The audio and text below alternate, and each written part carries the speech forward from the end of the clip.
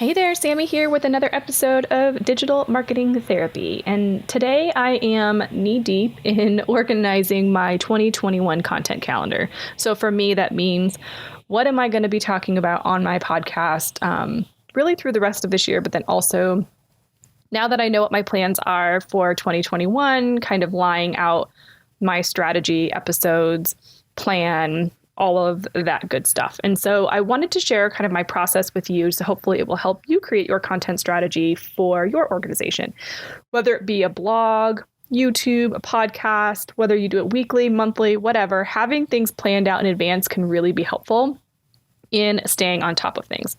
I have definitely gotten behind on batching my podcast episodes. And let me tell you, it just creates way more stress for me on a week-to-week basis. And so I want to get back into my good habits and back into batching and back into really knowing what's coming and really targeting the specific guests and things that I know are going to bring value to you guys so that you have the best information at your fingertips when you're ready to kind of make the decisions that you're doing with your website, with your online donations, with your content strategy, with your email marketing, all of those good things. So that's what I'm going to talk with you about today. But before we get into it, this episode is brought to you by our digital marketing therapy sessions. These 30-minute sessions are one-on-one with me via Zoom. And so if you like what you hear in the episode today, I really encourage you to check it out. Book some time with me so I can help you create that content strategy for you so that you can go into 2021 with ease, understanding what you need to be doing, making sure you have the right resources, the right staff, the right whatever that you need to pull it all together. I would love to help support you in that because I really, truly do believe that having a strong content strategy can really help you out in the short term, but especially in the long run. And we're in this business to be in it for the long run, right? So knowing that some of these steps you're taking are really going to benefit you in the future, I am so excited to talk with you one-on-one about that. So the firstclick.net/office hours, book your digital marketing therapy session with me. I can't wait to get to know you and help you build your content strategy. But for now, let's get into the episode. You're listening to the Digital Marketing Therapy Podcast. I'm your host, Sammy Bedell-Mulhern, and each week I bring you tips from myself and other experts, as well as hot seats with small business owners and entrepreneurs to demystify digital marketing and get you on your way to generating more leads and growing your business. So back in episode 79, I kind of walked you through how I plan for next year, kind of how I take a look at the big picture and how I boil it down into what activities I'm going to do, what my kind of overall schedule looks like, launch, events, promotions, whatever. One of the big pieces of my strategy is creating consistent and regular content. And I talked about that in that episode. And so I wanted to kind of dive deeper into that, into how I actually kind of create my content calendar, how I go about finding people to be on my podcast, what that looks like. So I'm going to talk you through a little bit of that today. And I know I've talked about this on a lot of episodes, but before we really kind of dive into that, I do want to talk about why content is important. And there's so many reasons why, so I just kind of want to boil that down real quick. But number one, it helps you become a trusted authority in your field or your niche. So it gets you out there, it gets you talking or writing, it gets you building that reputation, which helps other people get to know you, trust your organization, kind of build that base with them and really get people excited about who you are, what you do, what you serve, and keep coming back to your website for more. It's also great for SEO because you have content that's living and breathing and new and on your website for search engines to really understand more about who you serve, how you serve them, and why you're a trusted resource. And it's also great for your social media. Whatever your social media plan, strategy, your email marketing plan or strategy is, having a content plan helps you build out all of those posts. So you're not having to sit there and think about like, what am I going to post today? Or what should I talk about? You can have a dedicated plan for things that you want to push out to your audience and share with them. So all of those reasons are great reasons and why we love content. And also as you build these things up over time, it's really just going to start to pay off in generating leads generating donations, generating sales, generating customers, because the more information you have available for them to find, the better off you are. So that is why this content piece is so important. And I understand that it doesn't always pay off immediately, but I promise you over time, you will really start to see the impact that creating consistent, regular content can have on your organization. So how do I go about producing my annual content calendar? Well, the first thing I do is take a look at what I have kind of planned out annually. And I've talked about this briefly on other episodes, because you're going to have different phases in your business. You're going to have phases that are just kind of brand awareness, where you're kind of in a lull and maybe your outward sales part of your calendar. And then you're going to have periods of time where you're in launch mode. Maybe you're getting ready for a big event. Or for us, we're planning on running, now planning, don't hold this 100% to me, because, we'll learn a lot throughout the year, but we're planning on holding 4 virtual summits next year to educate nonprofits on a couple different topics. So leading up to those summits, my content is going to be very different and include different people compared to in between, when we're not getting ready to go into registration and launch and all that. Plus, each of my summits has different topics. So leading up to those summits, I'm also going to be focusing on the topics that we're going to be sharing in the summit to engage people, to try to get them excited about it, to get them ready to go and sign up for more, to get more information, to dive deeper. So I start out with my annual calendar, and I haven't done it this year yet, but in years past, I've literally gotten the giant pink Post-it notes from whatever your favorite office supply store and put them on my wall and had 12 of them up there and had one for each month and mapped out the weeks. I'm a visual person in that way, and I love to handwrite things. So I don't know what I'm going to do this year. I might just use computer paper and line it out, but I like to have one page for each month. And on each page, I'm writing the month. If I know what my sales goal is that month, I will write that on that piece of paper. I'm also working on my budget, but that will be a whole nother, I have way more fun planning my content than I have working with my financials. So that's like my work in progress, and my goals for next year is to help or to become better at that. But I digress. Okay, so each month has the budget goal for that month, financial goal. It could be whatever you're tracking, but something that you're tracking monthly. It could be new email subscribers if that's your big goal. It could be net sales. It could be expenses if you're trying to keep expenses down, whatever. But there's some big number, something there that's tangible that I can track. And then I put each week and leave a space afterwards so that I can write in the topics and things that I'm thinking about talking about on the left side. So I'll kind of split the paper in half. And on the right column, I will put what key events are happening on those same weeks. So if I know that my summit is that week, then I will put that on that week for that month. If I know that I am going to be on vacation during that time, I write that down on like the event side, just because it also helps me visualize, okay, well, if I know I'm going to be gone, then I need to record X amount of episodes prior to that so I can have everything done and ready to go. So I lay all that out. So then I can really easily see big picture. Here's when all the big things are happening. Here's when big things are happening professionally and personally, and start to fill in some dates. I might also at this time look at some of the social media holiday calendars. So let's say you're really, really, really into coffee. So National Coffee Day. If there's a way that you can spin that and turn that into a blog post or an episode, that might be a great way for you to be like, okay, yeah, I want to launch an episode, or I want to write a blog post about, maybe you're an environmental organization and you want to write a blog post that goes out on National Coffee Day that talks about the best companies that grow sustainable coffee beans or whatever. Maybe it's National Donut Day and you are a kids organization. And so you want to write a write-up of the kids in your organization and their favorite places to go get donuts. I know that's not the healthiest thing, but just, bear with me. Maybe you're Well, like for me, for example, I might do things around like National Tech Day or things like that about what are my favorite tech tools or, what are great resources and apps that people can use online. So it will like looking at those social calendars will also help you. Like you can write those key dates in on your event side of each piece of paper.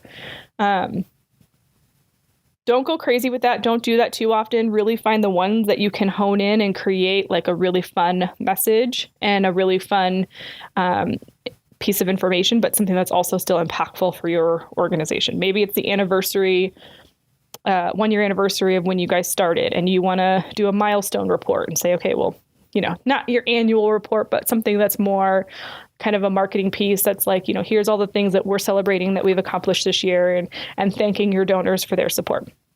Okay. So I start there. So I start putting all of those things down on each individual piece of paper. And sometimes this takes a couple passes. Sometimes I have to do it a couple times because new ideas will kind of come to me. I, reach out to certain people because I know I want this particular topic. Who do you have for this? And then it sparks other conversations. So, I definitely like to do it one time and then revisit it about a week later.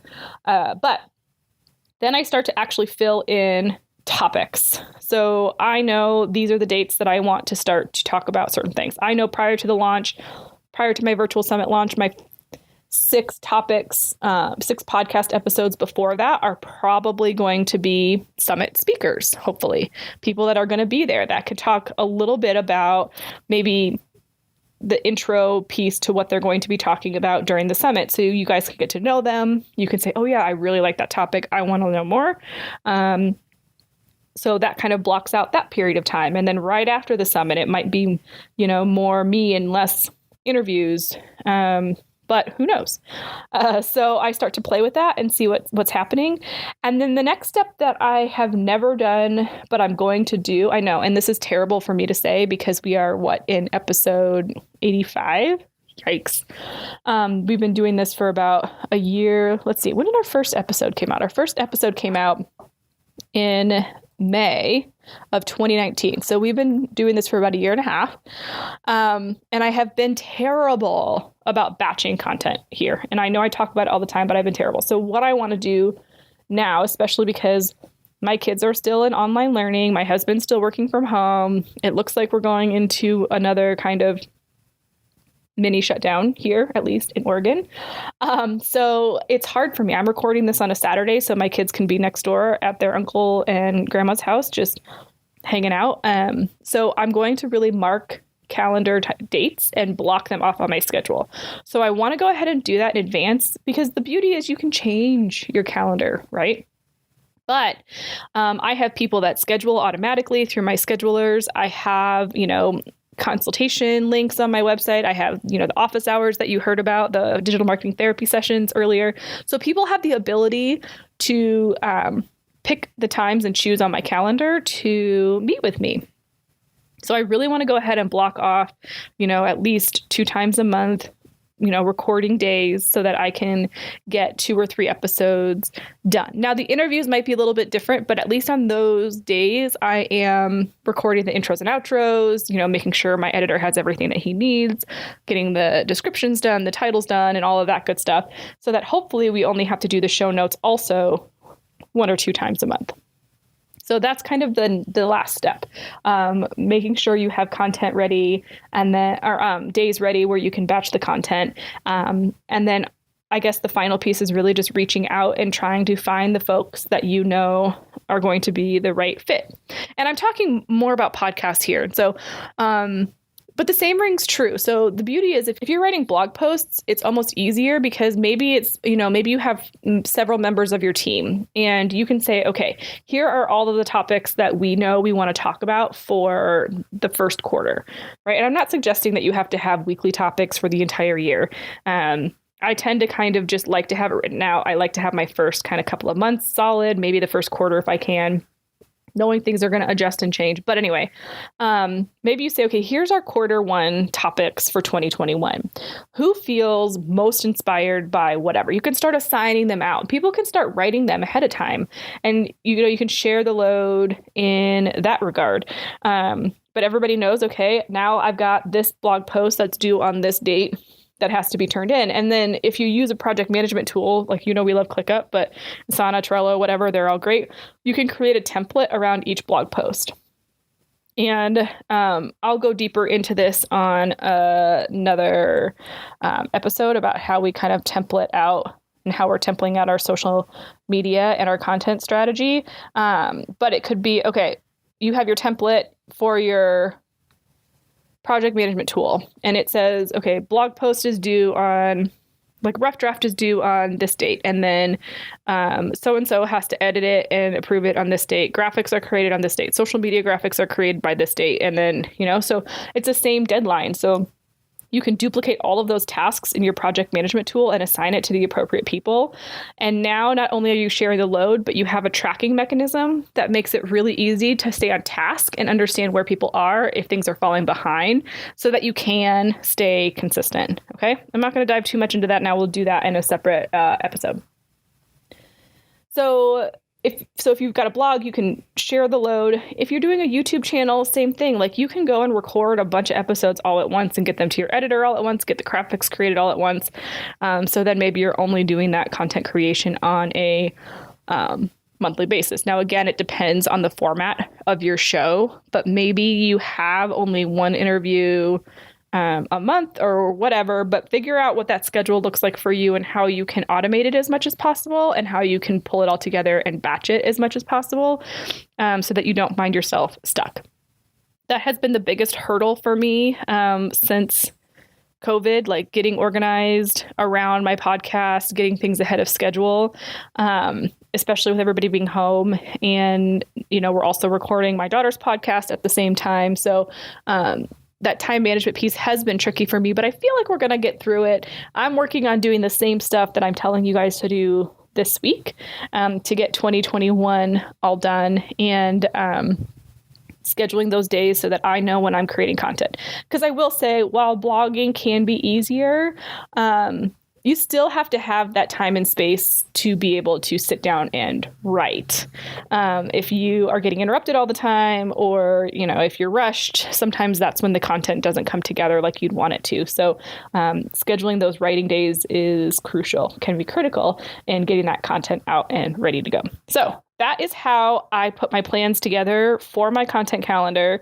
That is what I'm going to be doing this week. So I will try to share some of that with you guys on Instagram over the course of the next week.